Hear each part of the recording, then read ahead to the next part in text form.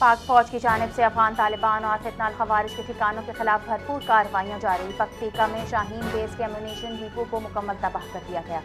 شوال میں جنوبی وزیرستان سے ملحقہ افغان طالبان کی پوسٹ تباہ۔ طالبان اور فتنہ الخوارج عناصر فرار ہونے پر مجبور۔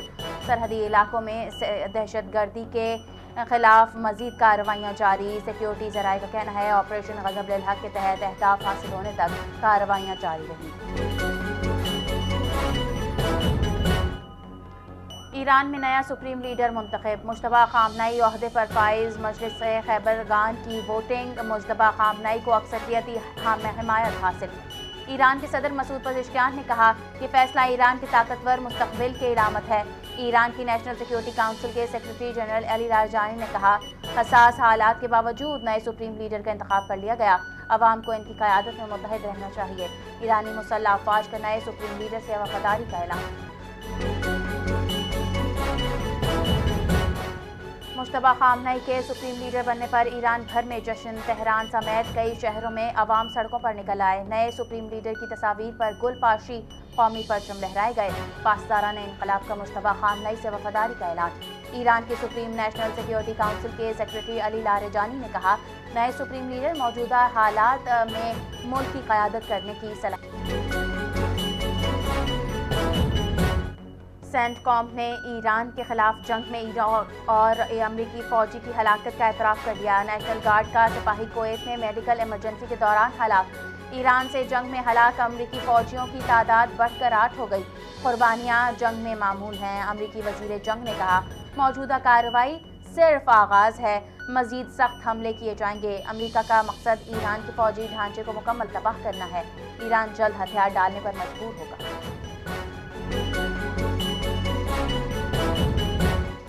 ایران کے حملوں کا کوئی جواز نہیں۔ قطری وزیر اعظم محمد بن عبد الرحمن نے کہا قطر کے شہریوں کو خطرہ محسوس نہ ہو، کوشش جاری ہے۔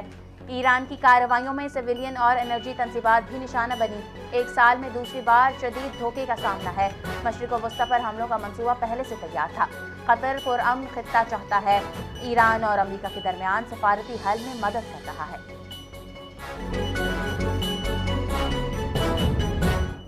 پاکستان نے اقتصادی مشکلات سے نمٹنے کے لیے سعودی عرب سے تعاون طلب کر لیا۔ IMF پروگرام میں بنیادی سرپلس ہدف میں نرمی کے لیے سعودی تعاون کی درخواست کی۔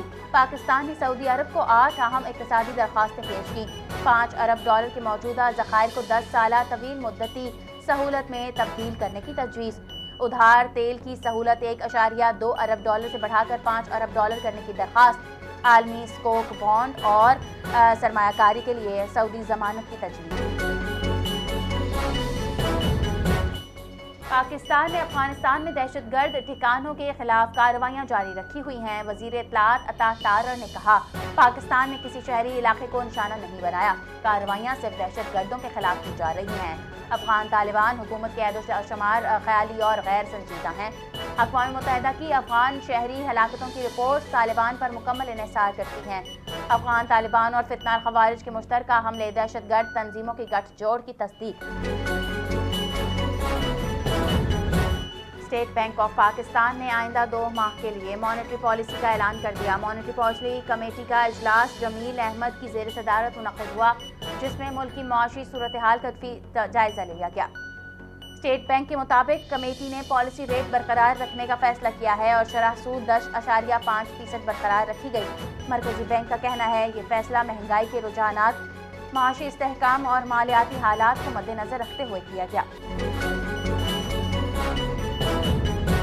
مشرق وسطیٰ میں جاری جنگ کے اثرات عالمی منڈیوں کے ساتھ پاکستان کی معیشت پر بھی نمایاں۔ پاکستان اسٹاک ایکسچینج میں ایک اور گراوٹ کا دن۔ 100 انڈیکس ٹریڈنگ کے دوران 13,000 سے زائد پوائنٹس کی شدید کمی کا ریکارڈ کی گئی۔ کاروبار کا اختتام 100 انڈیکس 11,015 پوائنٹس کی مندی پر ہوا اور انڈیکس 1,46,480 پوائنٹس پر بند ہوا۔ آج انڈیکس 1,50,000 پوائنٹس کی بلند ترین سطح اور 1,44,419 پوائنٹس اور عالمی اور مقامی گولڈ مارکیٹس میں ایک دن کے وقفے سے ایک بعد سونا پھر سستا ہو گیا۔ 24 کیرٹ فی تولہ سونا 6,500 روپے کم ہو کر 5,33,362 روپے کا ہو گیا۔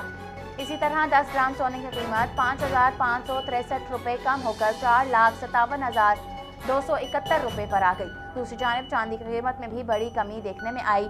24 कैरेट फी तोला चांदी 37,000 रुपये घटकर 8,894 रुपये पर आ गई। इंटरनेशनल मार्केट में फी ऑन सोना $65 कम होकर $5,106 की सतह पर आ गया।